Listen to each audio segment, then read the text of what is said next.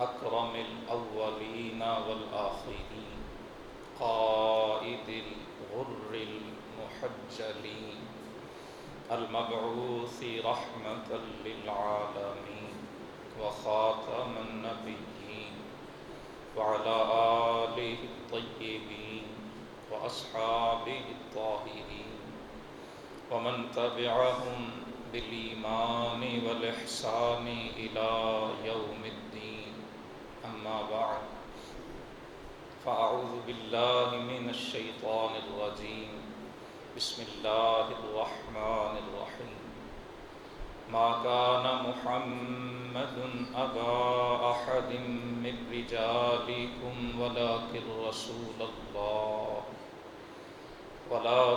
رسول الله وخاتم النبيين وكان الله بكل شيء عليما آمنت بالله صدق الله مولانا العلي العظيم وبلغنا رسوله النبي الكريم الأمين المكين الحليم الرؤوف الرحيم إن الله وملائكته يصلون على النبي يا أيها الذين آمنوا صلوا عليه وسلموا تسلیما۔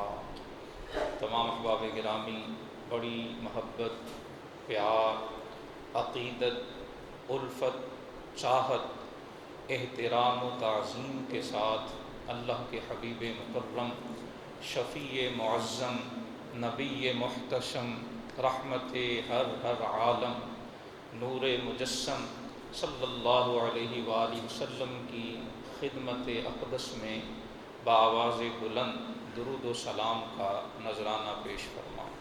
الصلاۃ والسلام علیک یا سیدی یا رسول اللہ وعلی آلک واصحابک یا سیدی یا حبیب اللہ۔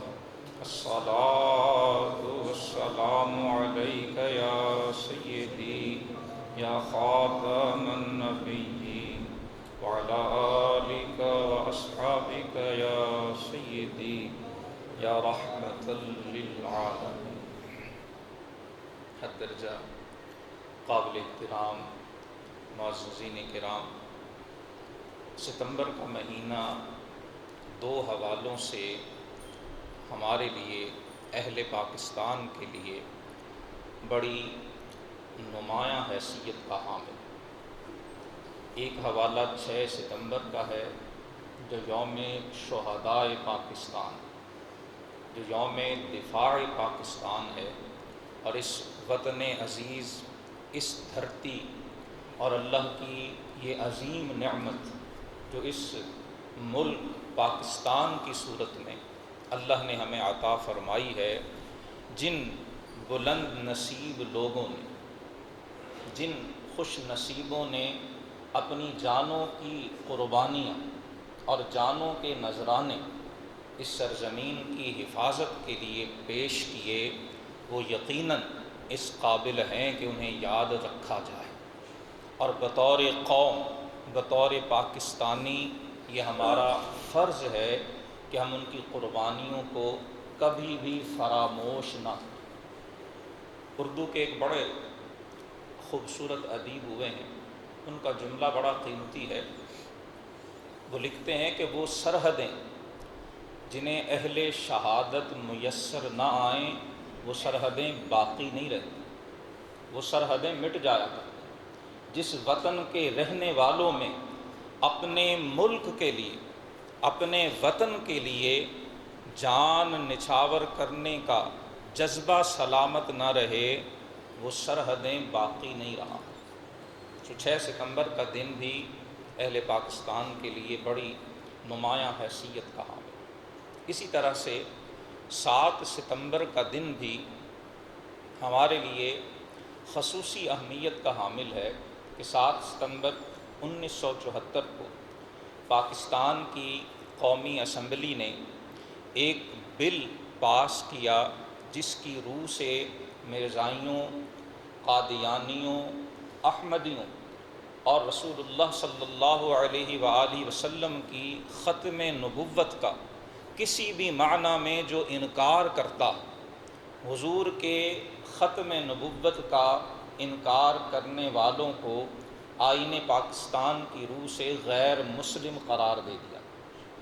اور یہ 7 ستمبر 1974 کے دن جو بل پاس ہوا، اس کے پیچھے ایک طویل تاریخ ہے، قربانیوں کی تاریخ ہے، وہ جانوں کے نذرانے دینے کی تاریخ ہے، وہ پیٹھ پہ کوڑے کھانے کی تاریخ ہے، وہ جیلیں بھگتنے کی تاریخ ہے، اور وہ حکمرانوں اور ظالموں کے ظلم و ستم برداشت کرنے کی تاریخ۔ گزشتہ سال کا خطبہ ہمارا ریکارڈڈ چینل پہ موجود ہے، اس میں ہم نے تحریک ختم نبوت کے حوالے سے قدر تفصیل سے گفتگو کی۔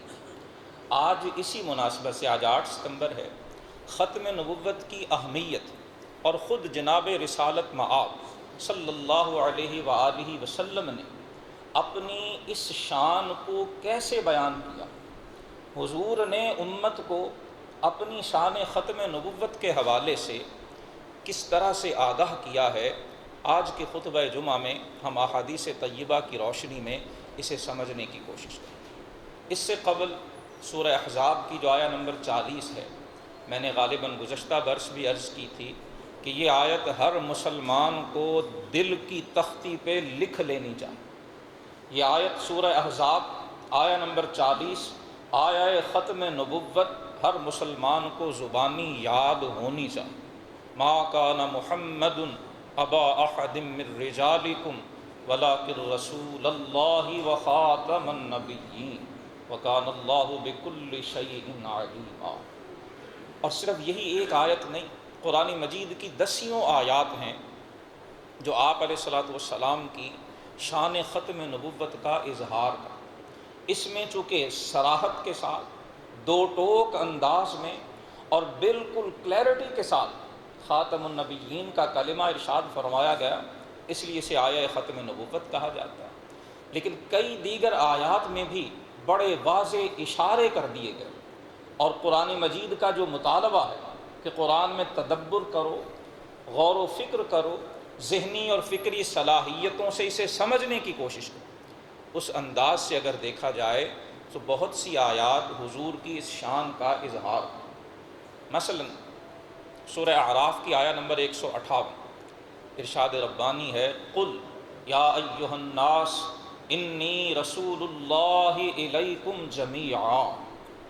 اللہ پاک حکم دے رہے ہیں، سورہ اعراف آیہ نمبر 158، اے حبیب صلی اللہ علیہ وسلم آپ کہہ دیجیے، اعلان کر دیجیے لوگوں، یا ایھا الناس، اے بنی نوع انسان، اے اولاد آدم۔ الناس میں ساری انسانیت شامل، اور قرآن حکیم دیکھیں، کہیں یا ایھا الذین آمنوا سے خطاب ہے اور کہیں یا ایھا الناس سے خطاب۔ جب یا ایھا الذین آمنوا سے خطاب ہے تو اس کے مخاطبین اہل ایمان، اور جہاں یا ایھا الناس سے خطاب ہے اس کے مخاطب پورے افراد انسانیت، وہ مشرق کا رہنے والا ہو، وہ مغرب کا باشندہ ہو، وہ گوری چمڑی والا ہو یا رنگدار چمڑی والا ہو، وہ کوئی بھی ہو، یا ایھا الناس، اے سارے انسانوں سن لو، انی رسول اللہ الیکم جمیعا۔ محمد مصطفیٰ فرما رہے ہیں میں تم سب کی طرف اللہ کا رسول بن کے آیا۔ مفسرین فرماتے ہیں کہ جب ساری انسانیت کی طرف اللہ نے آپ کو رسول بنا کے بھیج دیا، گویا یہ اشارہ ہے کہ اب آپ کے بعد کسی نبی اور رسول کی ضرورت باقی ہی نہیں رہتی۔ اللہ نے اپنا فائنل، اپنا آخری، اپنا حتمی اور اپنا قطعی نبی آپ علیہ الصلوۃ والسلام کو بنا کے بھیج دیا، اب آپ کے بعد باب نبوت بند ہو چکا۔ صحیح بخاری شریف میں امام بخاری رحمہ اللہ نے ایک باب ذکر کیا ہے، اور اس باب کا عنوان ہی باب خاتم النبیین رکھا۔ حدیث نمبر 3535، راوی حدیث حضرت ابو ہریرہ رضی اللہ تعالی عنہ۔ رسول اللہ صلی اللہ علیہ وآلہ وسلم اپنی شان ختم نبوت کو مثال کے ذریعے سمجھا۔ ان مثلی ومثل الانبیاء من قبلی کمثل رجل بنا بیت۔ اللہ کے رسول فرماتے ہیں میری امت سنو، میری اور مجھ سے پہلے انبیاء کی مثال کیا؟ فرمایا میں مثال تمہیں یوں سمجھاتا ہوں کہ جیسے ایک شخص نے ایک گھر بنایا، فَأَحْسَنَهُ وَأَجْمَلَهُ، اور اس گھر کو بڑا حسین اور بڑا خوبصورت کر کے بنا، إِلَّا مَوْضِعَ لَبْنَةٍ مِّن زَاوِيَةٍ، سارا گھر بڑا حسین ہے، بڑا خوبصورت ہے، ایک کونے میں رسول اللہ فرماتے ایک اینٹ کی جگہ خالی چھوڑ دی گئی، فَجَعَلَ النَّاسُ يَطُوفُونَ بِهِ وَيُعْجِبُونَ لَهُ، فرمایا لوگ آتے ہیں اس گھر کو دیکھتے ہیں، اس میں چلتے پھرتے ہیں اور وہ گھر انہیں بڑا اچھا لگتا ہے، یعجبون بھی، وہ اسے بڑا پسند کرتے ہیں کہ یہ کتنا خوبصورت، یہ کتنا حسین و جمیل ہے، یہ کتنا عمدہ بنایا گیا۔ وَيَقُولُونَ هَلَّا وُضِعَتْ هَٰذِهِ اللَّبْنَةُ، سارا گھر بڑا شاندار ہے، بڑا خوبصورت ہے، دیکھنے والے دیکھ کر سراہے بنا نہیں رہ سکتے، تعریف کیے بغیر رہ نہیں سکتے، لیکن جب اس ایک اینٹ والی خالی جگہ کو دیکھتے ہیں تو ہر کوئی حیران ہوتا ہے کہ یہ اینٹ کی جگہ خالی کیوں چھوڑ دی گئی۔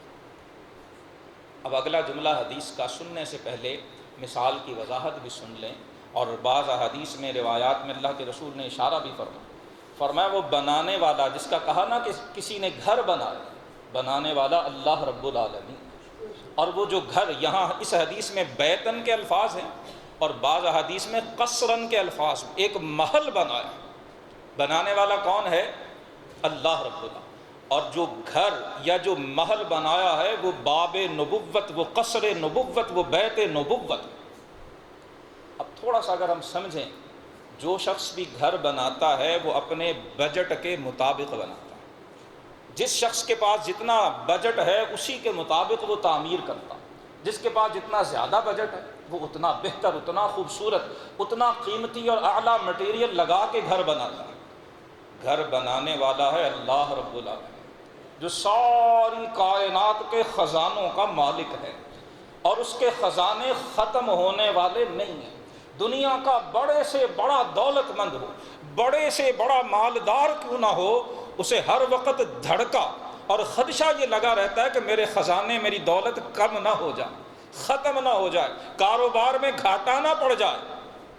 لیکن اللہ رب العالمین کی شان یہ ہے کہ اس کے خزانے کبھی ختم نہیں ہوتے۔ اللہ کے رسول کی حدیث مبارکہ بارہا عرض کی، فرمایا سارے انسانوں اور جنوں کو اگر اللہ پاک سب کی من مرادی چیزیں بھی دے دے، من چاہی چیزیں بھی دے دے، تو اللہ کے خزانوں میں اتنی سی کمی بھی نہیں ہوتی جتنی کمی سوئی کو سمندر میں سے ڈبو کے نکالیں تو سمندر میں واقع ہوتی۔ سمندر میں سے اگر سوئی کو ڈبو کے نکالا جائے تو کیا کمی واقع ہوتی؟ سمندر کو تو پتہ بھی نہیں۔ اللہ کے رسول فرماتے ہیں سارے انسان، سارے جن، جو جس کے جی میں آئے وہ اللہ سے مانگے، اللہ ہر ایک کو من چاہی مرادیں عطا کر دے۔ رب کے خزانوں میں اتنی سی کمی بھی نہیں ہوتی جتنی سمندر میں سوئی ڈبو کے نکالنے سے۔ اللہ بنانے والا، اتنے بے شمار خزانوں کا مالک، کیا اس قصر اور اس گھر میں کوئی کمی چھوڑی گئی؟ کوئی کمی نہیں رہنے دی گئی۔ اور اللہ کے رسول نے اسی طرح اشارہ، لوگ آتے ہیں، دیکھتے ہیں، واہ واہ کرتے ہیں، کیا خوبصورت محل بنایا ہے۔ جناب آدم کی شان دیکھیں تو سبحان اللہ، جناب نوح کا مقام دیکھیں تو سبحان اللہ، جناب ابراہیم کی شان دیکھتے ہیں تو بے ساختہ زبان سے مدح اور تعریف کے کلمات نکلتے ہیں، جناب موسیٰ کے معجزات دیکھتے ہیں، انسان حیران رہ جاتا ہے۔ حضور فرماتے ہیں جعل الناس یطوف، اس قصر نبوت، اس بیت نبوت کو دیکھتے ہیں اور لوگ تعریف کرتے ہیں، مگر وہ ایک اینٹ کی جو خالی جگہ ہے، حضور فرماتے اسے دیکھ کے ہر کوئی حیرت کا شکار کہ یہ خالی کیوں چھوڑ دی گئی۔ پھر فرمایا لوگو انا اللبنہ وانا خاتم النبیین، وہ قصر نبوت جس میں صرف ایک اینٹ کی جگہ چھوڑی گئی ہے، قصر نبوت کی وہ آخری اینٹ میں، وہ اینٹ جو قصر نبوت میں جس کی جگہ چھوڑی گئی تھی، حضور فرماتے میں وہ اینٹ ہوں، وانا خاتم النبیین، اور میں خاتم النبیین۔ رسول اللہ کی آمد کے بعد قصر نبوت مکمل ہو چکا، بیت نبوت پایہ تکمیل اور بام عروج کو پہنچ چکا ہے۔ اب رسول اللہ کے بعد نہ کوئی نبی آئے گا اور نہ کوئی رسول آئے گا۔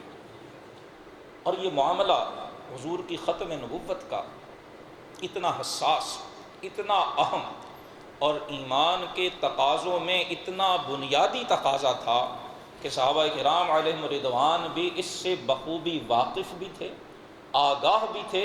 رسول اللہ کی حیات طیبہ میں بھی، آپ کے وصال با کمال کے بعد بھی، اور وہ حضور کی سیرت کے مختلف پہلوؤں کو آپ کی شان ختم نبوت کے حوالے سے سمجھا۔ ایک مثال صرف اس حوالے سے میں عرض کرنا چاہوں گا۔ حضرت عبداللہ بن ابی اوفا رضی اللہ تعالی عنہ آپ صلی اللہ علیہ وسلم کے صحابی ہیں، اور یہ ان صحابہ میں سے ہیں جنہوں نے بیعت رضوان میں شرکت کی، جنہیں اصحاب الشجرہ کہتے ہیں، درخت کے نیچے جنہوں نے بیعت کی اور جنہیں اللہ نے اپنی رضا کی سند عطا فرمائی۔ کئی ایک غزوات میں رسول اللہ صلی اللہ علیہ وسلم کے ساتھ انہوں نے شرکت فرمائی۔ مدینہ طیبہ میں آپ کے وصال کے بعد بھی رہے، حضور کے وصال کے بعد پھر یہ کوفہ چلے گئے، اور 86 ہجری میں کوفہ میں حضور کے صحابہ میں سے سب سے آخر میں جن کی وفات ہوئی ہے وہ حضرت عبداللہ بن ابی اوفا۔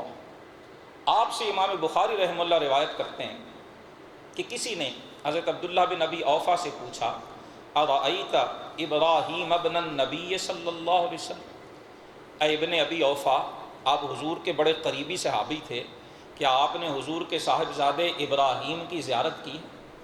کیا آپ نے حضور کے صاحبزادے ابراہیم کو دیکھا تھا؟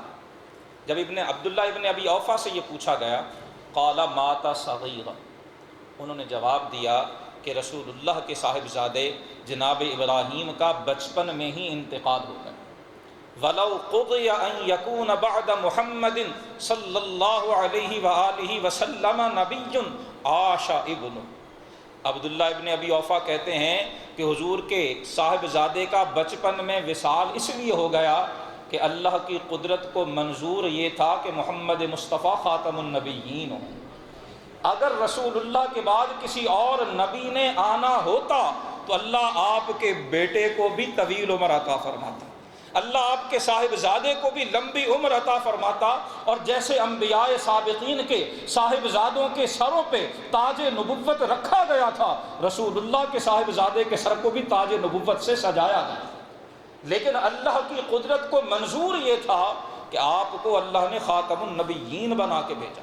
آپ کے صاحبزادے کا جناب ابراہیم کا بچپن میں وصال ہو جانا یہ اسی بنا پر تھا کہ اللہ کے رسول خاتم النبیین، قصر نبوت مکمل ہو چکا ہے، بیت نبوت کی تکمیل ہو چکی ہے، محمد الرسول اللہ کی بعثت اور رسالت کے بعد اب کوئی دوسرا نبی آئے گا نہ کوئی دوسرا رسول آئے گا۔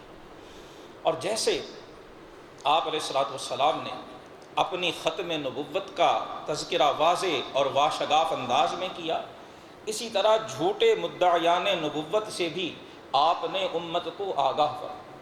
اور ان میں سے دو ایسے مدعیان نبوت تھے جن کا ظہور خود رسول اللہ صلی اللہ علیہ وسلم کی ظاہری حیات طیبہ میں ہو گیا۔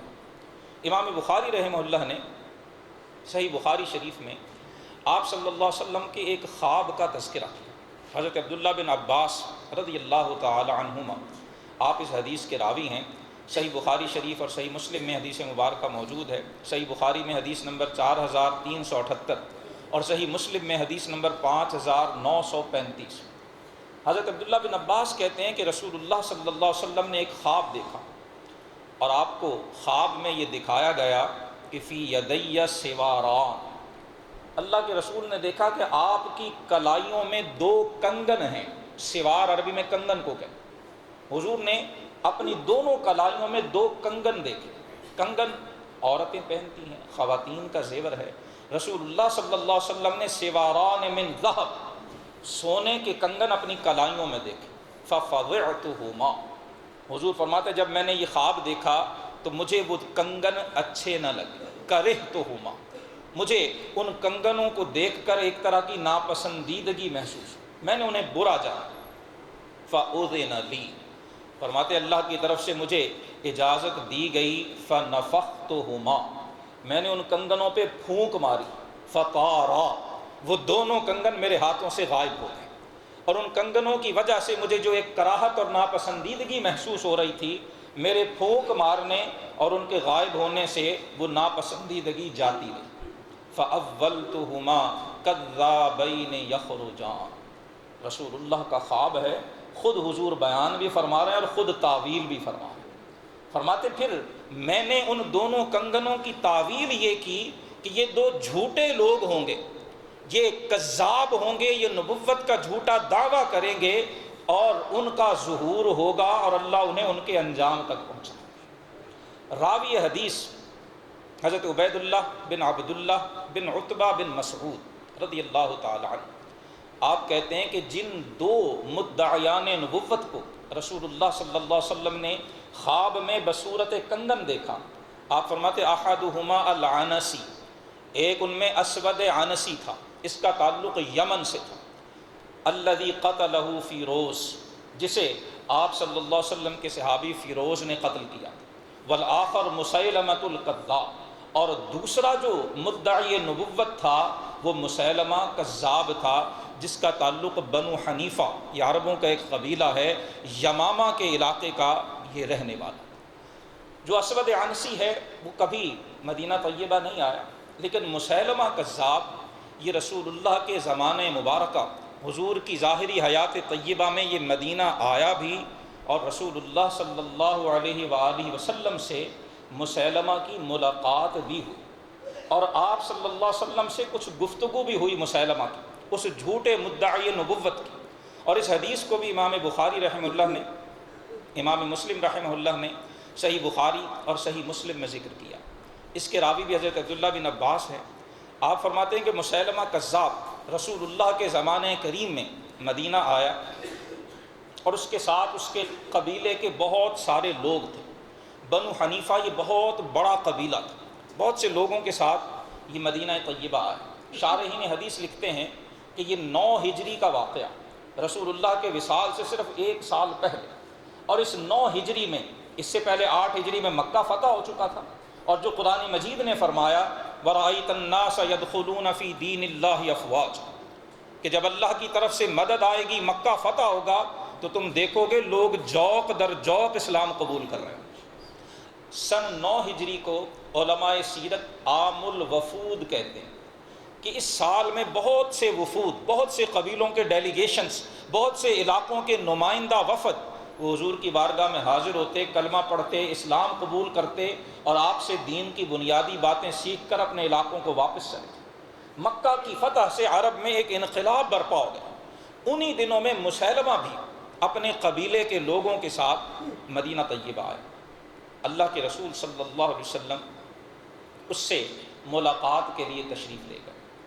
مسیلمہ نے اپنا اسلام قبول کرنے کی شرط یہ رکھی، ان جعل لی محمد الامر من بعدہ تبعتہ، کہ اگر محمد صلی اللہ علیہ وآلہ وسلم مجھ سے یہ وعدہ کر لیں، مجھے اس بات کی ضمانت دے دیں کہ ان کے بعد مسلمانوں کا امیر، خلیفہ اور ان کا جو سربراہ ہے وہ میں بنوں گا، تو پھر میں آپ صلی اللہ علیہ وسلم پہ ایمان لے آتا۔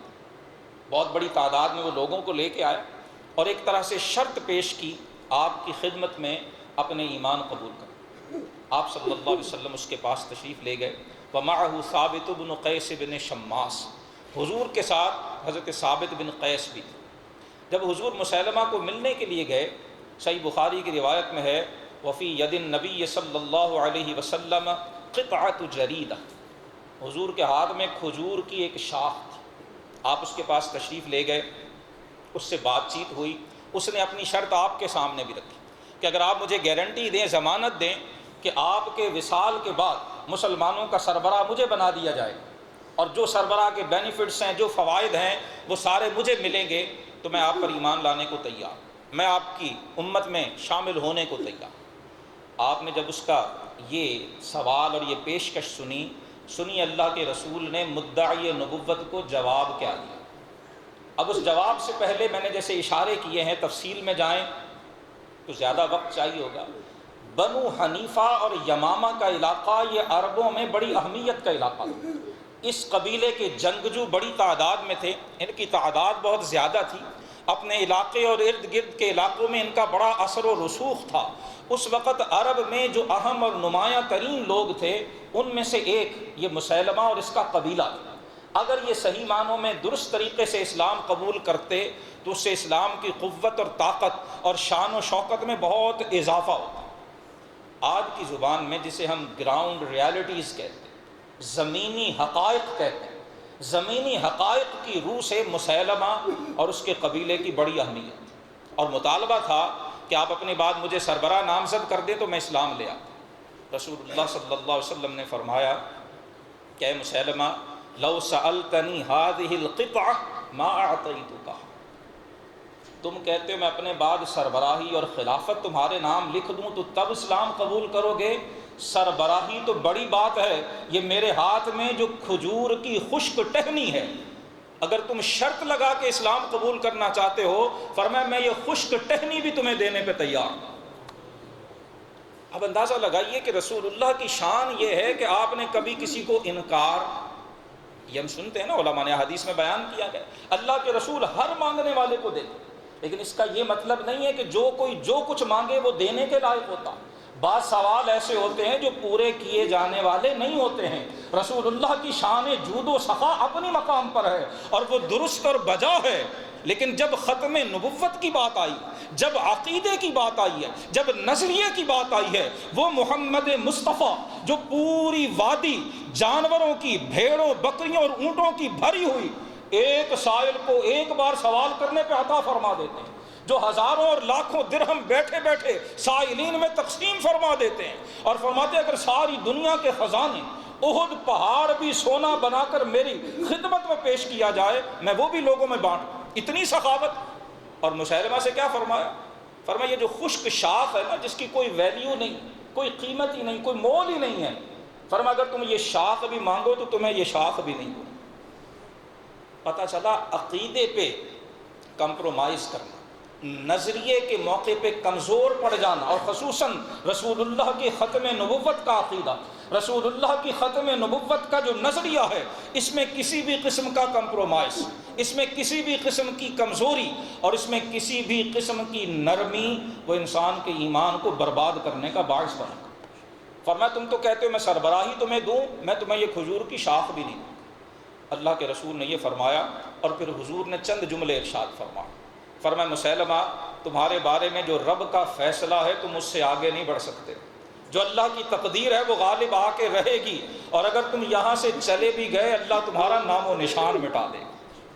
اور مجھے لگتا یہ ہے کہ جو خواب مجھے دکھایا گیا تم وہی شخص، یہی خواب جو ابھی عرض کی کہ آپ کو ہاتھوں میں سونے کے کنگن دکھائی دی، اور حضور نے خود تعویل اور تعبیر فرمائی کہ یہ جھوٹا مدعی نبوت ہے۔ اللہ کے رسول نے مسیلمہ سے مخاطب ہو کے کہا کہ مجھے جو خواب دکھایا گیا تھا وہ تم ہی، اور پھر حضور نے جاتے جاتے فرمایا مسیلمہ ھذا ثابت یجیبک عنہ، یہ ثابت تمہارے پاس کھڑا ہے، جو پوچھنا ہے ثابت سے پوچھ لو، ثابت تمہارے ہر سوال کا جواب دے۔ حضور یہ فرما کر وہاں سے تشریف لے گئے۔ علماء اور محدثین اور شارحین حدیث لکھتے ہیں کہ اس حدیث میں بہت سے اسباق اور دروس ہیں۔ ایک تو ختم نبوت کی اہمیت اس سے اجاگر اور عیاں ہوتی ہے، مسیلمہ کذاب کا باطل ہونا، جھوٹا ہونا وہ واضح ہو کر سامنے آتا ہے، اور اس کے ساتھ ساتھ رسول اللہ صلی اللہ علیہ وسلم کا معجزہ جو اس حدیث سے پتہ چلتا ہے کہ آپ نے آنے والے وقت میں مسیلمہ کا انجام کیا ہوگا اس کو بھی ذکر کر دیا۔ فرمایا جو رب کا فیصلہ ہے وہ پورا ہو کے رہے گا، تم حکومت کے خواب دیکھ رہے ہو اور میری نگاہ نبوت کچھ اور ہی دیکھ رہی ہے۔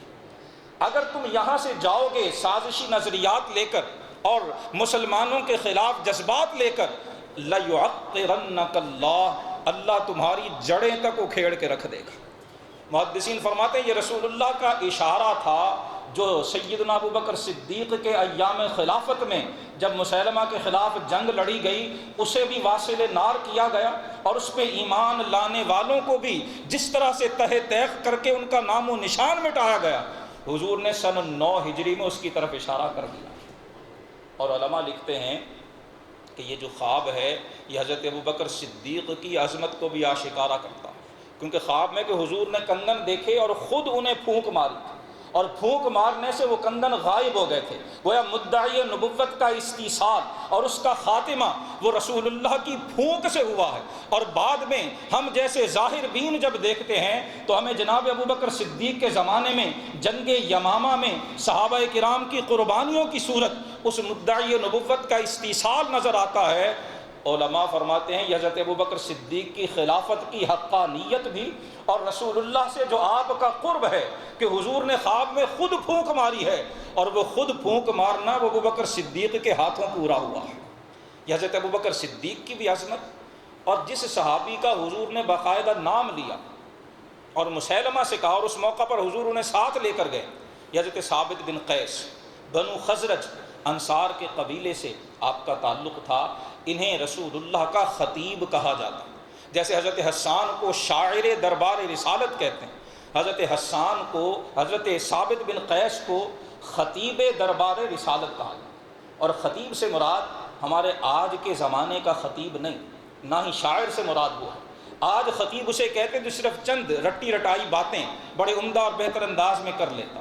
حضور کے زمانے میں خطیب سے مراد ہوتی تھی جسے قرآن و سنت کا پورا فہم ہوتا تھا، جسے وحی کا پورا علم ہوتا تھا، جو رسول اللہ کے دین اور شریعت کو اس کی روح کی گہرائیوں تک اچھی طرح سمجھنے کی اہمیت رکھتا تھا، اسی کو خطیب کہا جاتا۔ اور جسے حضور اپنا خطیب ارشاد فرما۔ بنو تمیم کا وفد حاضر بارگاہ ہوا، انہوں نے اپنا خطیب کھڑا کیا، اس نے خطبہ دیا، اور جب آپ سے کہا گیا کہ اب آپ اپنا خطیب کھڑا کریں، رسول اللہ نے جناب ثابت بن قیس سے فرمایا ثابت اٹھو اور خطبہ دو۔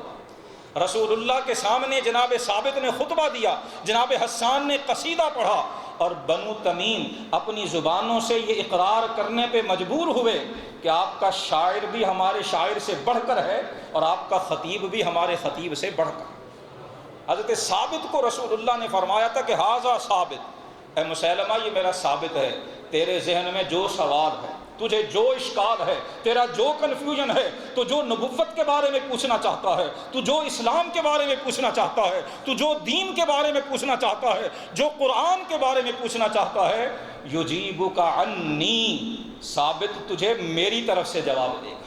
تو سوال کر، ثابت جواب دے گا، اور ثابت کا جواب ہوگا محمد مصطفیٰ پر۔ یہ حضرت ثابت کے مقام علمی کی طرف بھی اشارہ، لیکن اس میں ایک اور بڑا خوبصورت نقطہ ہے جو شارحین نے ذکر نہیں کیا۔ جب جنگ یمامہ ہوئی ہے حضرت ابوبکر صدیق کے زمانے، حضرت خالد بن ولید کی سرکردگی میں، جنگ یمامہ میں ابتدا میں مسیلمہ کذاب کا لشکر اتنا طاقتور تھا، اتنے کثیر تعداد میں تھے کہ ایک بار مسلمانوں کے قدم میدان جنگ سے اکھڑ۔ حضرت ثابت بن قیس بھی موجود تھے۔ جب آپ نے یہ دیکھا تو آپ نے فرمایا کہ ہم رسول اللہ کے زمانے میں یوں جنگ تو نہیں لڑا کرتے تھے۔ اور پھر آپ نے اپنے ایک اور ساتھی کو لیا، زمین میں گڑھا کھودا، اپنے جسم پر حنوط جو میت کو خوشبو لگائی جاتی وہ خوشبو لگائی، گڑھا کھود کے یہاں تک اپنے آپ کو گڑھے میں دبایا، اور پھر تلوار لے کر دشمن کا مقابلہ کرنا شروع کیا۔ آپ بوڑھے ہو چکے تھے، لوگوں کو پکارا کہ لوگوں کہاں بھاگ کے جاتے ہو، یہ دیکھو ہم رسول اللہ کے صحابہ یہاں کھڑے ہیں۔ دشمن کا مقابلہ پیٹھ پھیر کے نہیں کیا جاتا، دشمن کا مقابلہ یوں گڑھے میں اپنے آپ کو اس لیے آپ نے بند کیا تاکہ وہاں سے واپسی اور فرار کا کوئی رستہ ہی باقی نہ رہے۔ بتایا کہ لوگوں آؤ، یہ رسول اللہ کی شان ختم نبوت پر، یہ رسول اللہ کی ختم نبوت کے دفاع کے لیے یہ دین اسلام کی جنگ ہے، یہ بھاگنے سے نہیں ڈٹ کے کھڑے ہونے سے لڑی جائے۔ آپ نے اس پرزور انداز میں لوگوں کو بلایا اور اس طرح سے داد شجاعت دی کہ بھاگتے ہوئے لشکر کے قدم میدان جنگ میں دوبارہ سے جم گئے۔ اور پھر جم کر جب مسلمانوں نے مقابلہ کیا، حضرت وحشی نے مسیلمہ کذاب کو بھی قتل کیا، اور بنو حنیفہ اور مسیلمہ کے لشکر کو شکست کا سامنا کرنا۔ میرا وجدان کہتا ہے کہ جب حضور نے مسیلمہ سے یہ کہا تھا جو بخاری کی حدیث کے الفاظ ہیں، ھذا ثابت یجیبک عنی، یہ میرا ثابت ہے، یہ تجھے میری طرف سے جواب دے گا۔ رسول اللہ کی نگاہ نبوت میدان یمامہ کا منظر دیکھ رہی تھی کہ جب مسیلمہ کے خلاف جنگ ہوگی، لوگوں کے قدم اکھڑیں گے، ان اکھڑتے ہوئے قدموں کو میدان جنگ میں استقامت کے ساتھ کھڑا کرنے کا باعث بنے گا تو میرا ثابت بنے گا۔ اللہ کے رسول نے فرمایا مسیلمہ یہ میرا ثابت ہے، یہ تجھے میری طرف سے جواب دے گا۔ حضرت ثابت بن قیس نے اسی میدان یمامہ میں جام شہادت نوش فرمایا، اور رسول اللہ کا ایک اور معجزہ لوگوں نے اپنے سر کی آنکھوں سے دیکھا۔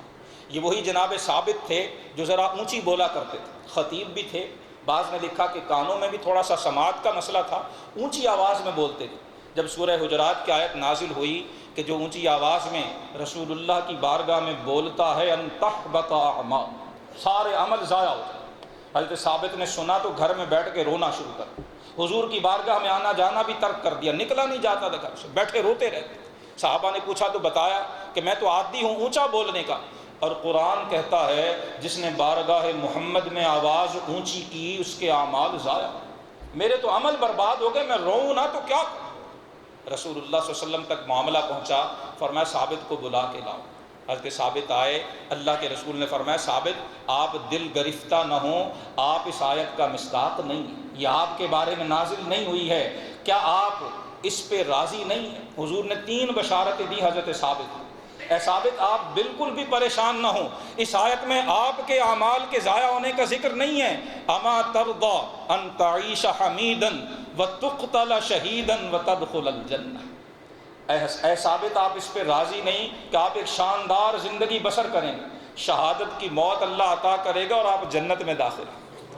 رسول اللہ نے جس شہادت کی بشارت جناب ثابت کو دی تھی وہ میدان یمامہ میں انہیں نصیب۔ اور پھر علماء نے ایک بڑا حیران کن واقعہ حضرت ثابت کا لکھا، جب آپ کی شہادت ہو گئی، آپ کے جسم پر ایک زرہ تھی، لوہے کی جیکٹ تھی جو بڑی قیمتی تھی، لشکر میں سے کسی نے وہ زرہ اتاری اور اتار کے اپنے خیمے میں لے جا کے چھپا دی۔ لشکر کے سالار حضرت خالد بن ولید تھے، سیف من سیوف اللہ۔ جب جنگ سے اگلی رات ہوئی، حضرت ثابت کی شہادت ہو چکی ہے، اگلی رات حضرت خالد بن ولید کو خواب میں جناب ثابت بن قیس ملے اور مل کے کہا کہ اے خالد میری جو زرہ ہے وہ فلاں فوجی نے وہ میرے جسم سے اتار لی ہے، اس کا خیمہ لشکر کے فلاں حصے میں ہے، اور اس نے اپنا گھوڑا جو ہے، اپنی سواری وہ ایک بھاری چیز کے ساتھ باندھی ہوئی ہے، ایک دیگ ہے، ایک بڑا پتیلا ہے، اور وہ اس نے میری زرہ کے اوپر رکھا ہوا اسے چھپانے کے لیے۔ میری زرہ اس سے لے لی جائے اور اسے فروخت کر کے میرے ورثاء کو دیا جائے، اور جب مدینہ پہنچو خلیفۃ الرسول کو میرا سلام بھی کہنا اور کہنا مجھ پہ فلاں کا قرض ہے، میرا قرضہ ادا کر دیا جائے۔ حضرت خالد بن ولید صبح اٹھے، جو نشانیاں حضرت ثابت نے خواب میں بتائی تھیں ان نشانیوں کے مطابق آپ کی زرہ اسی فوجی کے پاس سے برآمد ہوئی۔ حضرت خالد نے وہ زرہ بھی برآمد کی، مدینہ پہنچ کر خلیفۃ الرسول حضرت ابوبکر صدیق کو آپ کا پیغام دیا، اور حضرت ابوبکر صدیق نے جناب ثابت کا قرضہ بھی ادا کیا۔ علماء فرماتے ہیں حضرت ثابت بن قیس وہ واحد شخص ہیں جنہوں نے مرنے کے بعد وصیت کی ہے اور ان کی وصیت کو پورا کیا گیا ہے، اور وصیت پوری کرنے والے خالد بن ولید اور خلیفۃ الرسول جناب ابوبکر صدیق رضی اللہ تعالی عنہ۔ علامہ ابن قیم الجوزیہ نے کتاب الروح میں بھی اسے ذکر کیا ہے، دیگر محدثین نے بھی جہاں حضرت ثابت بن قیس کے احوال ذکر کیے ہیں وہاں آپ کی یہ شاندار خصوصیت بھی ذکر کی۔ صحیح بخاری کا جملہ ایک بار پھر سنتے ہیں، اللہ کے رسول فرماتے ہیں مسیلمہ ھذا ثابت یجیبک عنی، یہ ثابت ہے، یہ تجھے میری طرف سے جواب دے۔ اللہ پاک جناب ثابت ابن قیس ابن شماس اور آج تک 1974 تک تحریک ختم نبوت میں جن نے بھی اپنے خون کا، اپنی جانوں کا، اپنے مال کا نذرانہ پیش کیا، اللہ پاک ان سب کے درجات کو بلند فرمائے۔